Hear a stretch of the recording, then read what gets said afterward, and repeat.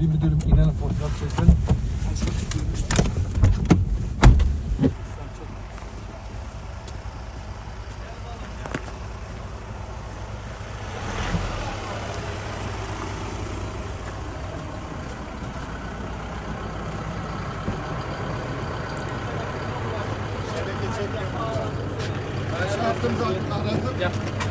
Selamünaleyküm.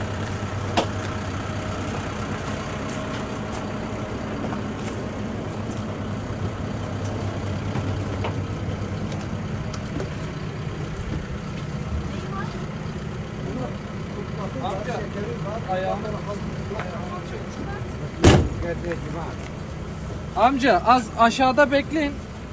Bir baksınlar çocuğa, sonra alacağım sizi.